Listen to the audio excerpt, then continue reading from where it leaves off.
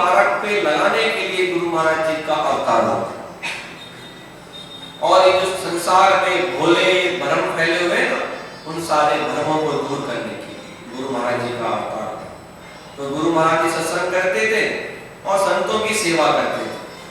मुख्य रूप से ये 2 काम करते थे, पर लोगों को सहन की कुछ लोग होते तो पंचायत में से गुरु महाराज जी को निकाल दिया। क्यों निकाल दिया कि जो घर थे वहां पर, गांव के जो लोग थे, उनके जो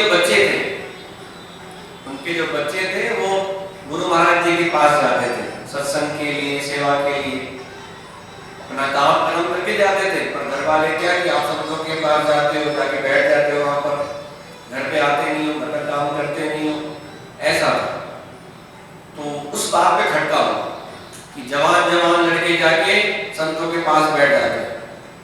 आज भी ऐसा होता है ना।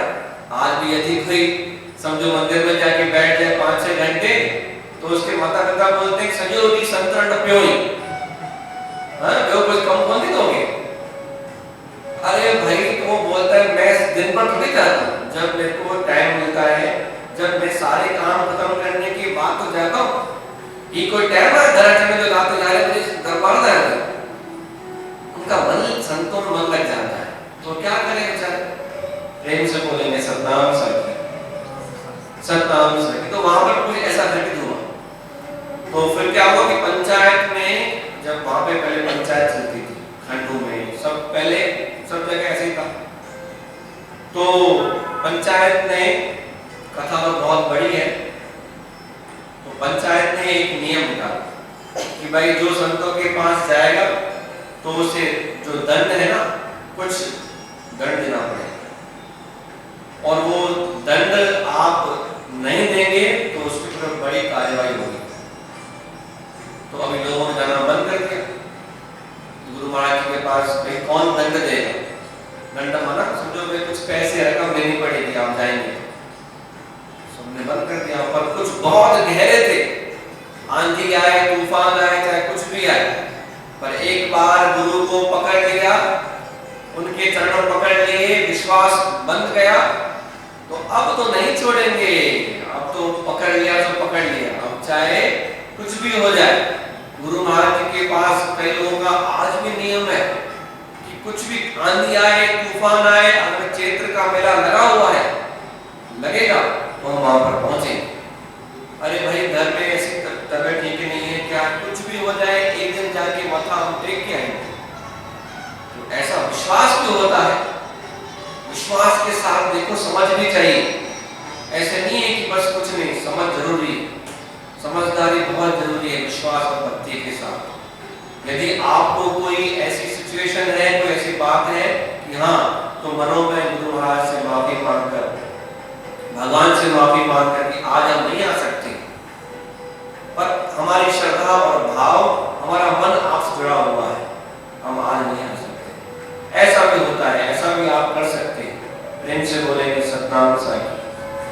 तो वहां पर खंडू में क्या हुआ कि ये सारी बातें घटित होने लगी और फिर सब ये ऐसे होने लगा। तो फिर अचानक से क्या हुआ, वहां पे एक बीमारी आ गई, ये प्लेग की बीमारी फैल गई।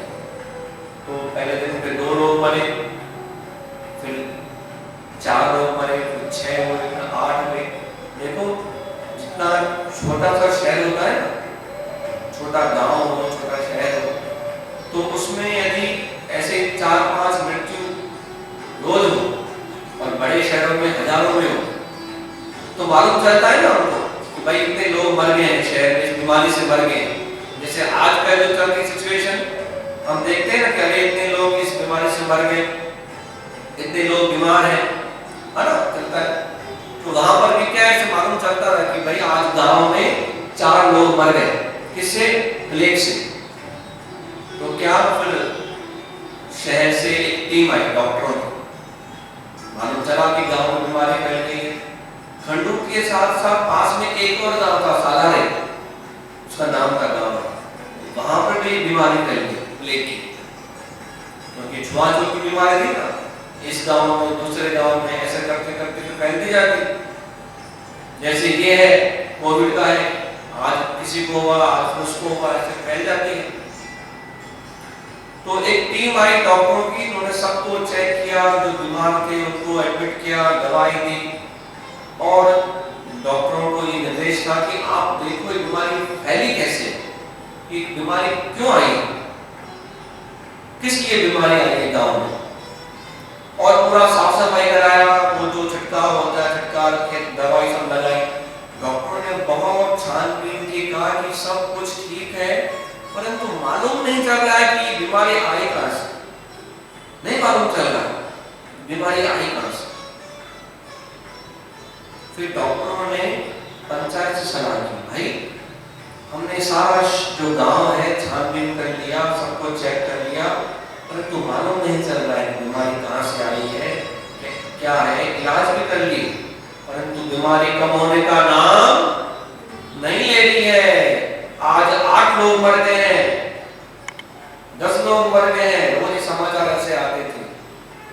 तो कहते हैं कि संकट की घड़ी में कोई ना कोई गुरु भक्त का दिमाग चल जाता है, कोई भक्त का दिमाग चल जाता है। तो उस पंचायत में 4-5 लोग ऐसे भी थे जो बहुत समझदार थे, कहा देखो हम आपसे कहते हैं सब पंचायत वालों से और गांव वालों से, क्या कि संतों के पास चलो। किनके पास चलो? संतों के पास चलो, जिन संतों का आपने अपमान किया है ना, जिन संतों का आपने अपना अपमान किया है, जिनको भला बुरा कहा है, आप सब उनके पास चलो, उनसे क्षमा याचना करो, उनसे माफी मांगो, ताकि ये बीमारी कम हो। तो कुछ लोगों ने हाँ बोला, कुछ ने ना बोला, परंतु जो हाँ बोलने वाले थे वो ज्यादा थे। भाई दुख से राहत मिले सब चाहते हैं। अब कोई ऐसा भी होगा, ध्यान देना, कि दुख आए तो आए परंतु मेरा नाक नहीं कटे। बोलते ना कि मेरा वो जो मेरी इज्जत है ना, अरे काहे की, तो भाई अपनी जान बचाओ। जब सब लोग कह रहे हैं कि भगवान की शरण में चलो, संतों की शरण में चलो, सत्संग में चलो, तो पीड़ा पार हो, बीमारी से राहत मिले, तो चलो ना, इसमें क्या है, कोई बुरी बात तो नहीं कह रहे हैं। और उनको बोले कि चलो रात को बाइक लेके चलते हैं चाय पीने के लिए और एक थोड़ा सा मस्ती मजाक करने के लिए, तो कैसे रात को होते हैं, चलो। परंतु संतों के पास नहीं जाएंगे तो हमारा नाक कट जाएगा कि भाई ये संतों के विरोधी थे और भगवान का इनका विरोध था कि भगवान होता ही नहीं कभी। तो ऐसा नहीं करना चाहिए। संकट की घड़ी में एक सहायक राम। आज दुनिया के ऊपर संकट है, आज हम सब के ऊपर संकट है, तो इस संकट की घड़ी में एक भगवान काम आएगा और कोई काम नहीं आने वाला है। भगवान से नित्य प्रति हम प्रार्थना करेंगे कि हे भगवान, सर्वे भवन्तु सुखिनः, सब सुखी रहे, सर्वे सन्तु निरामया, सब निरोगी रहे, सर्वे भद्राणि पश्यन्तु मा कश्चित् दुर्भाग्यः, सबके रोग सबके कष्ट दूर हो। ऐसी बुद्धि किसके अंदर होगी? जो सत्संगी होगा, जो गुरु का प्यारा होगा, जो भगवान का भगत होगा, उसको ही ऐसी बुद्धि आएगी। नहीं तो जय राम जी की, कभी न कभी हमारा नंबर भी उसका नंबर भी आ जाएगा फिर, क्योंकि पता नहीं आजकल क्या हो रहा है सत्नाम साई। इसलिए राम राम बोलते जाइए, हर घड़ी जब याद आए अपने गुरु का मंत्र उच्चारण करते जाइए। इसलिए कहा गया है कि संकट की घड़ी में नाम ही काम आता है। प्रेम से बोलेंगे सतनाम साई।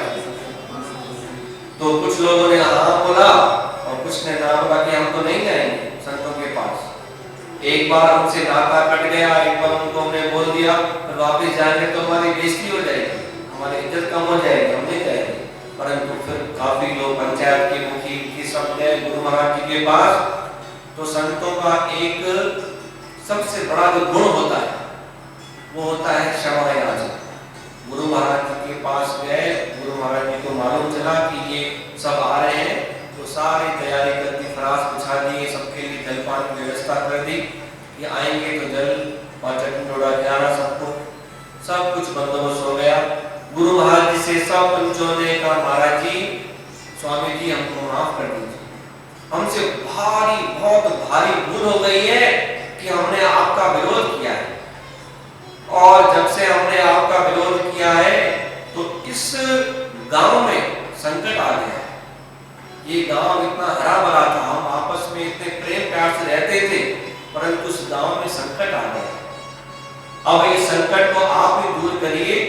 हमारा ऐसा कहना है कि जब से आपसे विरोध किया है तब से लेके बीमारी आ गई, पता नहीं परमात्मा किस में राजी है। तो गुरु महाराज ने कहा कि भाई, संत कभी भी किसी को श्राप नहीं देते हैं, परंतु भगवान, हमारा विश्वास है कि परमात्मा भगवान भली करेंगे।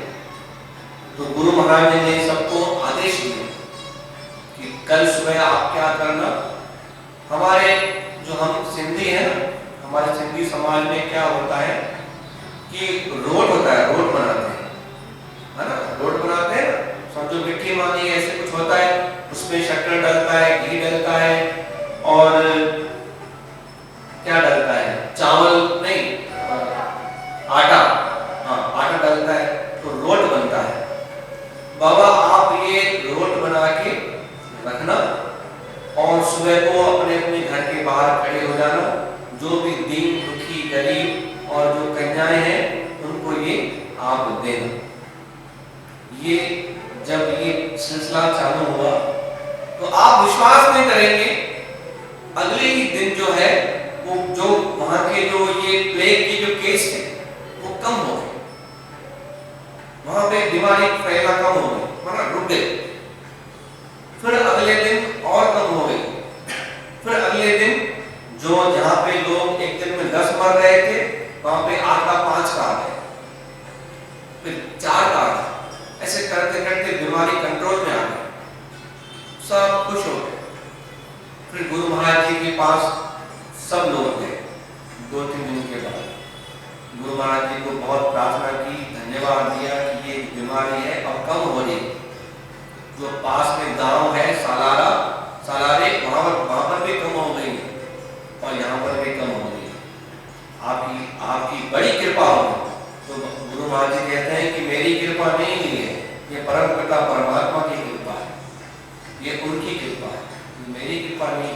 प्रेम से बोले तो सतनाम साहिब।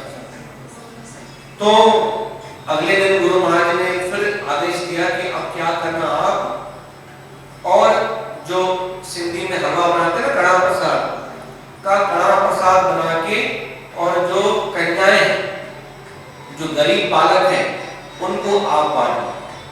आप एक बात माने या ना माने, परंतु ये हमारे समाज का, जो हम हिंदू समाज है हमारा, जो हम सनातनी हैं, उसमें भी शास्त्रों में ये बात आती है कि जब कोई अच्छा दिन होए, दीपावली है, कोई त्योहार का दिन है, तो हम सबका एक क्या कर्तव्य बनता है कि हम समर्थ हैं देने के लिए, हम समर्थ हैं, और हम क्या करें कि थोड़ा मीठा कुछ लेके या बना के गरीबों में हम बांट दें। उससे क्या होता है, हमारे जो जीवन के जो भी दोष है वो दोष दूर होते हैं। ये शास्त्रों की बात है।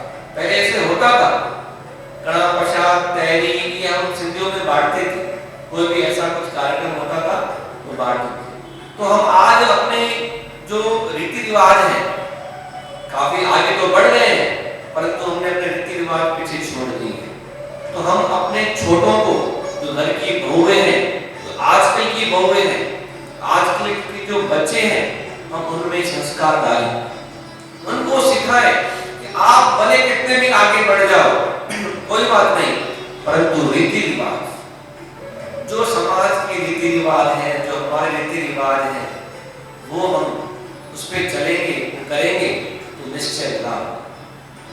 आज मैंने ये कथा आपको क्यों सुनाई, क्योंकि कुछ दिन पहले मैंने ये कथा पढ़ी। मैंने कहा शनिवार को तो आप ये कथा पक्का सुनाएंगे गुरु महाराज जी कि ये प्लेग की बीमारी उस समय भी फैली हुई थी, तो वैसी बीमारी आज भी फैली हुई है।